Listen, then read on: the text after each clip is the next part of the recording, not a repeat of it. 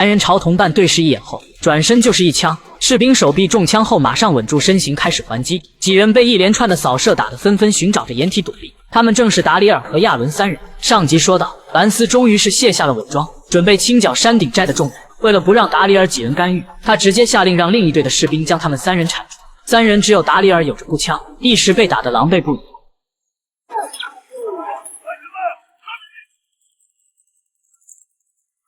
好在弩哥凭借地形优势，成功的放倒了一个士兵，而对方也是一个劲的朝着他这边点射。弩哥拿到武器后，快速的丢给了亚伦，这下三人的战力基本与对方持平，有了武器在手的他们未必不能绝境翻盘。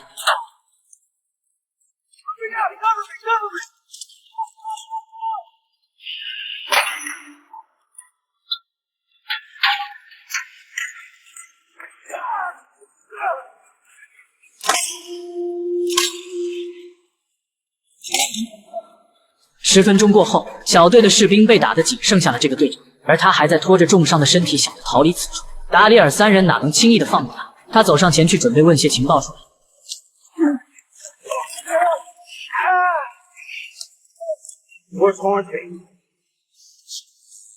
光头还想着硬气一把，让他出卖上司是不可能的。达里尔没有再逼问，而是抬头看向了不远处。光头也扭头看了过去，只见有几只丧尸被枪声吸引，正朝着这边走来。他看到这一幕，当即脸色就变了。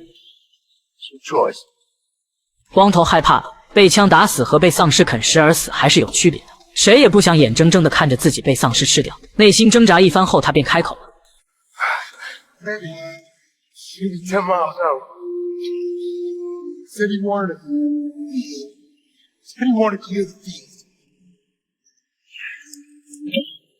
虽然这家伙给的情报很含糊，但他们也能猜到，兰斯那个混蛋应该是去对付山顶寨了。马基现在有危险了。就在这时，光头的对讲机响了，里面传出了兰斯询问的声音。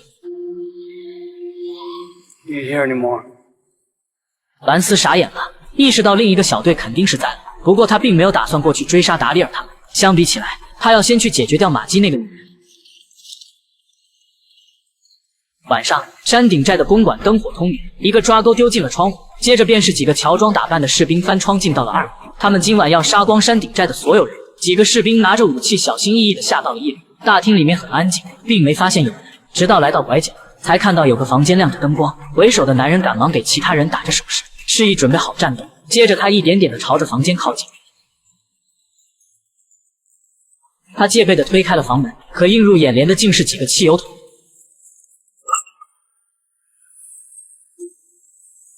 这一切都是马基等人计划好的。他白天先是把儿子送出去后，几人回来便在房间里设下了陷阱。这帮人果然中招了，只是他们刚刚并没有看到兰斯的身影。对方还真是谨慎。马基对3人说道：“等大伙散去，看看能不能找到他们的武器，然后摸到兰斯的营地，彻底的结束这一切。”几人纷纷点头同意。可就在他们准备行动的时候，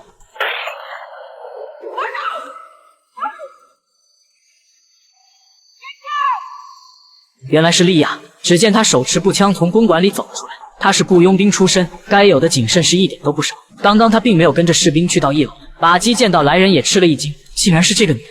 可现在也顾不上悲伤与惊讶，赶紧撤走才是要紧的。说不定兰斯那个家伙也在附近。莉亚则是慢悠悠地跟着，今天他将与马基彻底来个了断。半小时后，兰斯带着手下来到了山顶寨。原本他以为能够看到马基潇湘玉殒的画面，可不曾想，躺在地上的全是自己的手下，个个都凄惨无比。他望着这满是蝗虫的天空，内心的怒火都快喷出来了。这时手下过来汇报，表示5个手下没有一个活下来。兰斯再也忍不住了，直接掏出了对讲机，开始呼叫莉亚，询问对方在哪里。等了几秒，见对方没反应，他开始质问了起来。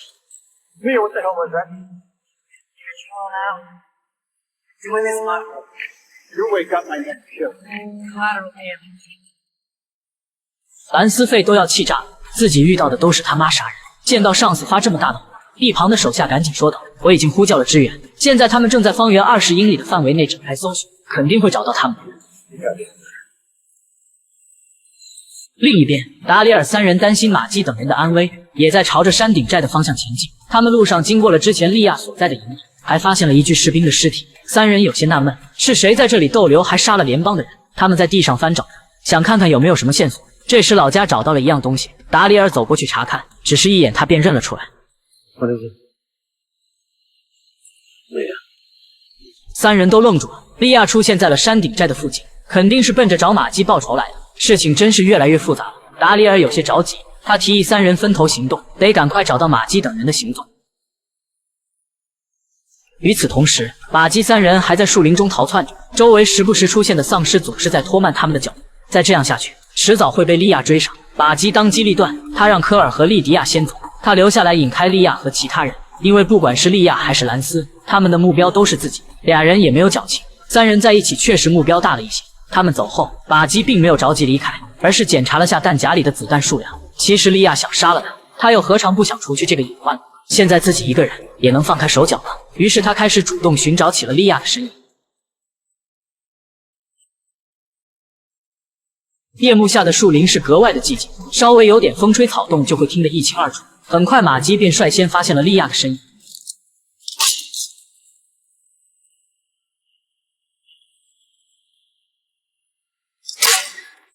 莉亚的惨叫声响起，想来第二枪应该是打中了。玛姬追上去一看，地上有着残留的血迹，一直延伸到了前方。他戒备地沿着血迹跟了过去，而在一棵大树后面，莉亚正在包扎着伤口。刚刚他确实被击中。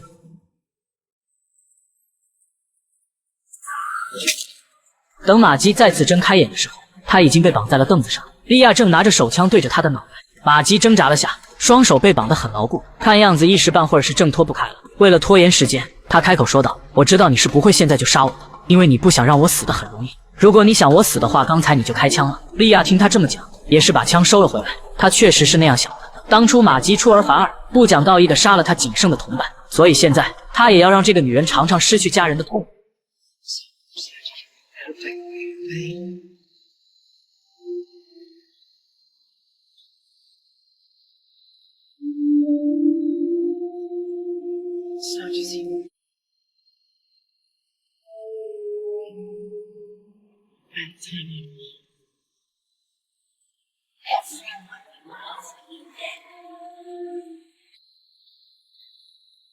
与此同时，兰斯带着不少的士兵正追寻着踪迹赶来，因为莉亚在路上都留下了标记。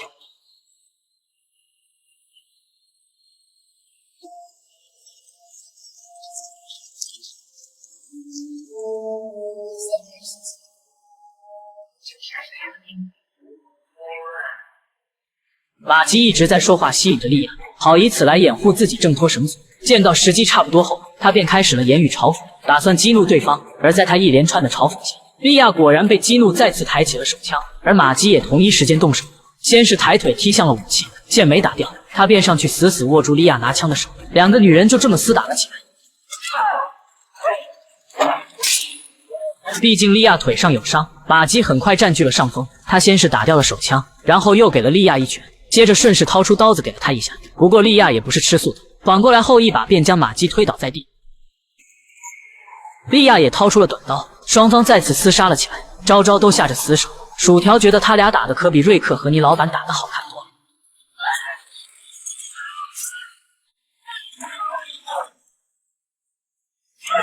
玛姬一个不慎，直接被摔翻在地。莉亚趁机压了上去，不让他起身，然后一拳接着一拳的捶打。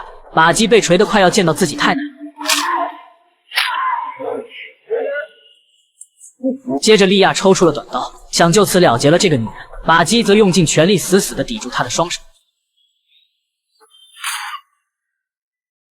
这变故太突然了，莉亚就这么下了线。来人不是别人，正是我弩哥。还好在关键时刻他赶过来，亲手杀了自己的前女友。也不知道他的内心是啥心情。还没等他去查看玛姬伤势的时候，便透过窗户看到兰斯等人已经摸了过来。他直接抬手就给了兰斯一枪，也不知道打中了没有。现在可不能恋战。另一侧也有士兵包围了过来，他象征性的又开了一枪后，便赶紧扶起玛姬撤退。兰斯福大命大，刚才弩哥的那一枪虽然没有杀死他，但也让他破了相。这下他的愤怒已经到了不可遏制的地步，双眼怨毒的直接带着士兵冲了上去。今天必须要把这群人大卸八块不可。可等他们进到屋里后，看到的只有凉透了的莉亚。兰斯傻眼了，等他进到里屋查看的时候，才发现达里尔他们已经从窗户逃走了。果然总自打末世以来，从没有吃过这么大的亏，这一次更是差点就交代在了这，可想而知他此刻的心情有多愤怒。与此同时，达里尔他们已经远离了小屋，玛姬被打得连他妈都不认识了，身上全是血迹，虽然狼狈，但也解决了一个隐患。接着，亚伦和加百利也来到了这里会合。四人心里清楚，经此一战，他们与联邦彻底的撕破脸。接下来等待他们的将是兰斯的无休止的追杀。你老板这边也把山洞里的人带了出来，躲在里面迟早会被联邦的人发现。兰斯不死，他们所有人都得过着四处逃亡的日子。第二天，兰斯派人占领了亚历山大，并且挂上了联邦的旗帜。山顶寨也同样如此。未来的某一天，兰斯计划会迁移一部分人到里面生活，那样他就会有一股属于他自己的力量。而且他的野心远不止于此，海滨宾馆也被他给拿了下来。虽然这与他计划的有些出入，但也算是达到了目的。海边宾馆的人全都被抓了起来。在兰斯眼中，这群乡巴佬和马基等人一样，都是冥顽不灵的心腹大患。